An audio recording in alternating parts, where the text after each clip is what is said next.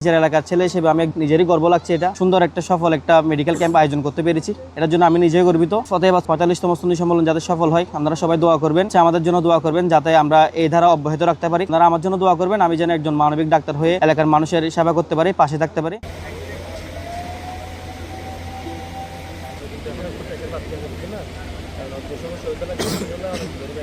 নবী করিম সাল্লাল্লাহু আলাইহি ওয়াসাল্লাম বলেছেন, দুইটা আমানতে অনেক সময় আমরা গুরুত্ব সহকারে চিন্তা করি না। একটা হচ্ছে স্বাস্থ্য আর একটা হচ্ছে অবসর। স্বাস্থ্যটা হচ্ছে আল্লাহর দেওয়া একটা গুরুত্বপূর্ণ আমানত, এটা রক্ষা করা হচ্ছে আমাদের যেমন ব্যক্তিগত দায়িত্ব, তেমনি এটা ইবাদতের একটা অংশ। এছাড়া নবী করিম সাল্লাল্লাহু আলাইহি ওয়াসাল্লাম বলেছেন, সেই রোগও দিয়েছেন এবং রোগের চিকিৎসাও দিয়েছেন। সেজন্য মানুষের উচিত রোগের দ্রুত চিকিৎসা নেওয়া, রোগ হলে মানুষ বিলম্বিত না করা, নিয়মিত স্বাস্থ্য চিকিৎসা করা, টিকা দেওয়া, নিয়মিত স্বাস্থ্য সম্পর্কে পরামর্শ নেওয়া, এগুলো ধর্মীয় দৃষ্টিকোণ থেকেও গুরুত্বপূর্ণ।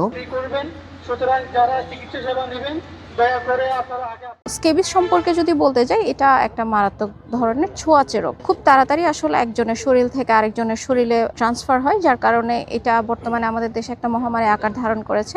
এখন এখানে যে বিষয়টা সতর্ক থাকতে হবে, যে চিকিৎসক আপনাকে যেভাবে পরামর্শ দিবেন যে পরিবারের সবাই একসাথে চিকিৎসাটা নেওয়া, এটা আমরা সাধারণত করি না।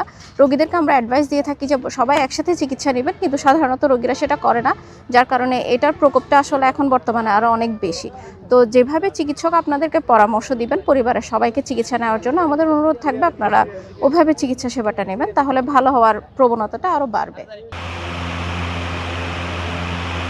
দীর্ঘ ৪৫ বছর যাবৎ বিরতিহীনভাবে এই সুন্নি কনফারেন্স অনুষ্ঠিত হয়ে আসছে। এবছর আমরা যে মাহফিলের পাশাপাশি সামাজিক দায়বদ্ধতার ক্ষেত্রে চিন্তা করে আমরা 2 দিন ব্যাপী ফ্রি চিকিৎসা ক্যাম্প করেছি। এখানে রোগী দেখতেছেন, আমি নিজেও ট্রিটমেন্ট করেছি। সারা বাংলাদেশের ভাইরাল বক্তা যাদেরকে বলা হয় এবং যাদেরকে 1 বছর 6 মাস আগে দাওয়াত দিতে হয়, সেই ধরনের বক্তাদেরকে আমরা দাওয়াত দিয়েছি। 2টা থেকে কন্টিনিউ রাতে 11টা পর্যন্ত এখানে বক্তব্য চলবে। অত্র এলাকার সর্বস্তরের মুসলিমগণ আপনারা আসবেন, এসে এই যে কোরআন এবং হাদিসের রুহানি বয়ানগুলো আপনারা শুনবেন এবং শুনে নিজের ইহকালীন এবং পরকালের জীবনকে সাফল্যমণ্ডিত করবেন। আর ব্যথাহলে ডোসিমেজ ইউজ করবেন, ঠিক আছে?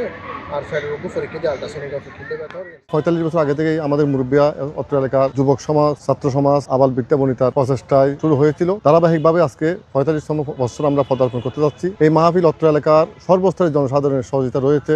আমাদের এখানে আমরা আরও কতগুলো কাজ করি, এলাকার মানুষ দুস্থম মহিলাদের জন্য বিভিন্ন আমরা সেবামূলক কাজ করি, অতীতও করেছি, আগামীতেও করব। সবাইকে এই মেসেজটা দিতে চাচ্ছি, আপনারা বিগত দিনে আমাদের এই মাহফিলে সাহায্য সহযোগিতা করেছেন, এসেছেন।